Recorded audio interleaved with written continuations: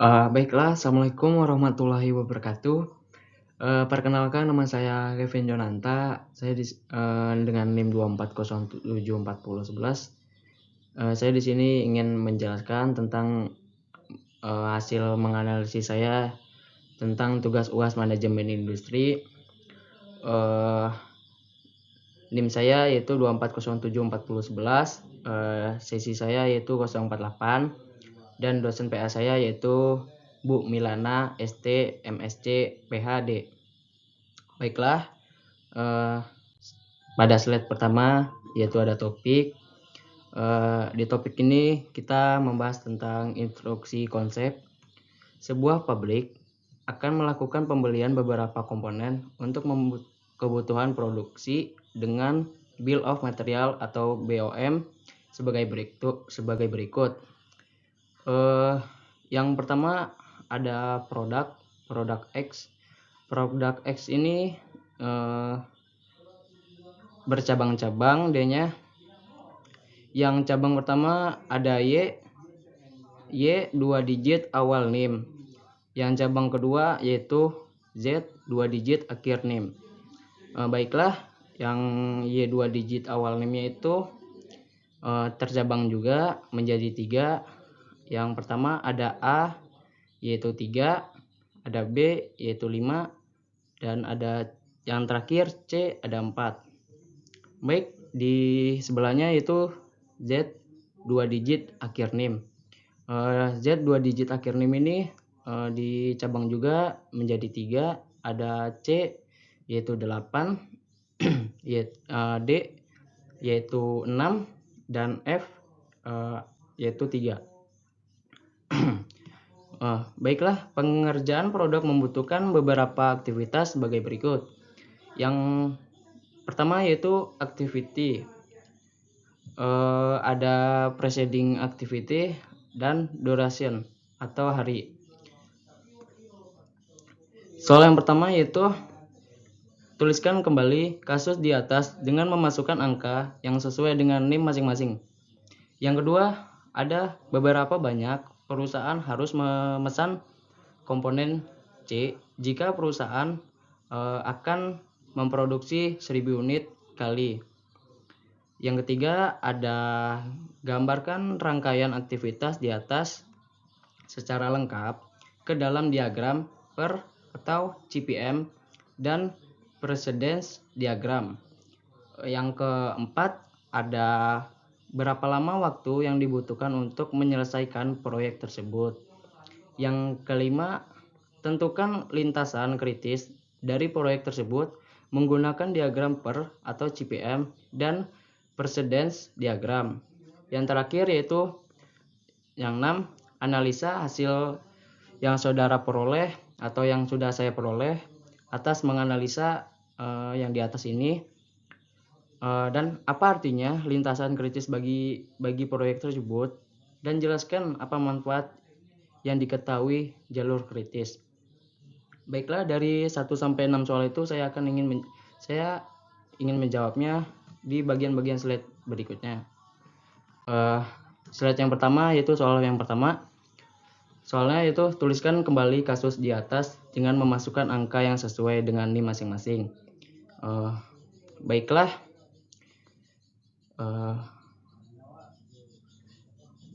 NIM saya 24074011. Baik, jadi di sini yang diubah hanya di duration atau hari. Kita ubahnya di angka 1, 2, 3, 4, 5, 6. Di tabel 6 kita ubah menjadi 11. Jika sudah kita di keterangannya kita ubah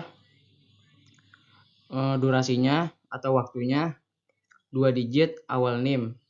Berarti kita isi di sini awal NIM kita kan 24, berarti kita isi sini 24. Jika awal NIM-nya 23 atau 25, bisa juga diisi 23 atau 25. Baik, yang tabel yang ketiga ini, yang C, Kalau preceding activity-nya kan non. Durasinya yaitu 24 atau 2 digit awal NIM yaitu 24.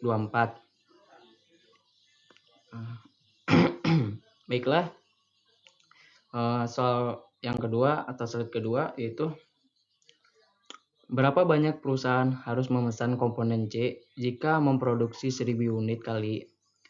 Baiklah, dari BUMN yang pertama yaitu komponen C dibutuhkan pada subkomponen Y. Subkomponen Y yaitu 4 unit. Yang kedua, komponen C dibutuhkan pada subkomponen Z 8 unit. Yang ketiga, untuk 1 unit produk kali perlu 24 unit Y dan 8 unit Z. Yang keempat, 1 unit produk kali perlu 24 kali 4 ditambah 8 kali 11 sama dengan 184 unit. Komponen C 5 kali 1000 dikali 184 sama dengan 184 juta unit komponen C. Baiklah, itu jawaban soal 4. Baik, kita lanjut ke slide ketiga atau soal ketiga. Yang soalnya yaitu gambarkan rangkaian aktivitas di atas secara lengkap ke dalam diagram per atau CPM dan precedence diagram. Baik, di sini saya sudah menaruh gambar-gambar ke diagram pers dan CPM yang diagram pers CPM ini yang warna kuning ini dia bercabang-cabang. Lalu ada precedence diagram. Precedence diagram ini sudah saya taruhkan D-nya di dalam tabel terlebih dahulu. Di dalam tabel terlebih dahulu baru menggaris-gariskan sesuai arahnya, lalu dikalikan supaya mendapatkan hasilnya. Baiklah, slide yang keempat atau soal yang keempat.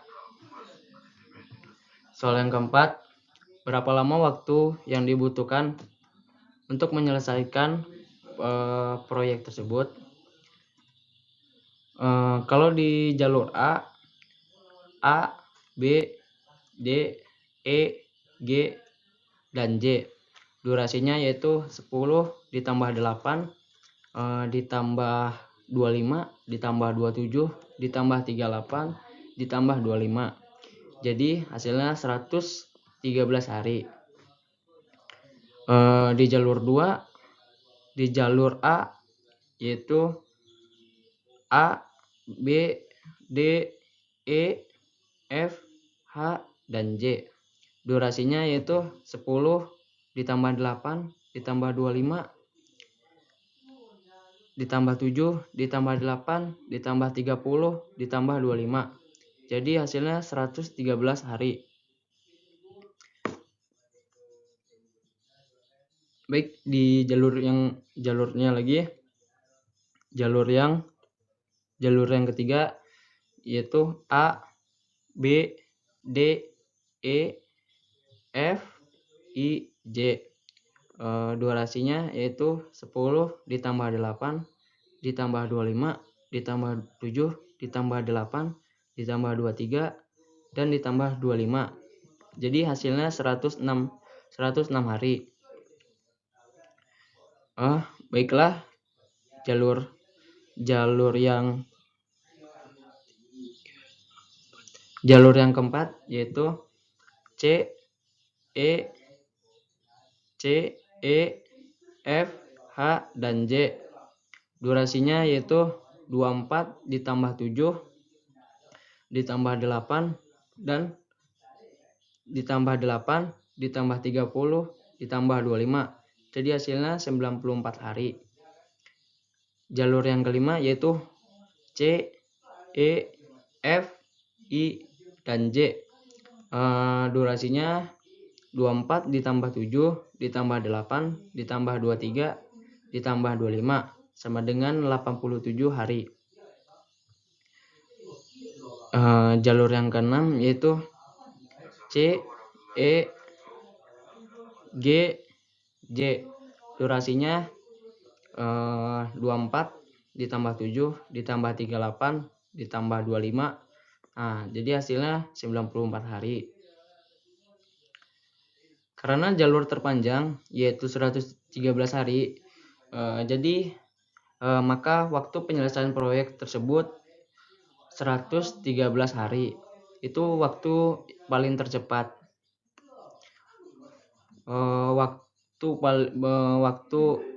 Waktu yang dibutuhkan untuk menyelesaikan proyek tersebut yaitu 113 hari. Itu waktu yang udah cepat. Baik, soal yang kelima yaitu tentukan lintasan kritis dari proyek tersebut menggunakan diagram PERS atau CPM dan precedence diagram.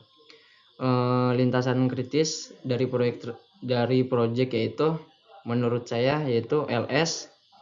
LS ini lintasan kritisnya LS sama dengan A, B, D, E, F, H, dan J.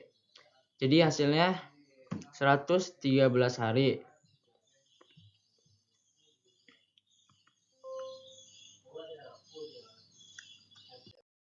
Baik, di slide yang ke-6 atau ke soal yang ke-6, soalnya yaitu analisa hasil yang saya peroleh, apa artinya lintasan kritis bagi proyek tersebut, dan jelaskan apa manfaat diketahuinya jalur kritis. Baik, menurut saya yaitu arti lintasan kritis atau urutan aktivitas dengan waktu total paling panjang yang saya dapat di sini 113 hari. Semua aktivitas pada lintasan kritis mempunyai zero flow out. Jika salah satu aktivitas kritis terlambat, maka seluruh proyek akan terlambat juga. Manfaat mengetahui lintasan kritis. Yang pertama ada fokus pengawasan dan alokasi sumber daya SDM, mesin, material ke aktivitas kritis untuk mencegah keterlambatan. Yang kedua ada menentukan prioritas ketika ingin mempercepat proyek atau crashing, yaitu di mana aktivitas kritis adalah kandidat utama untuk dipercepat supaya proyek tidak keterlambatan. Yang ketiga ada mengetahui slack atau flow out membantu merencanakan buffer dan manajemen risiko. Atau miss aktivitas C punya 19 toleransi. Pekerja diberi toleransi yaitu sebanyak 19 hari. Yang terakhir, jika ada lebih dari satu lintasan kritis seperti kasus ini, artinya manajemen harus memantau beberapa jalur sekaligus karena keterlambatan. Di salah satu jalur kritis juga menyebabkan keterlambatannya proyek.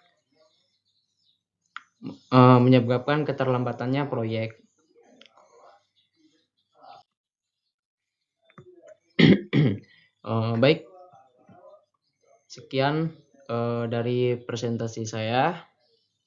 Jika ada salah kata, mohon dimaafkan. Saya ucapkan terima kasih. Assalamualaikum warahmatullahi wabarakatuh.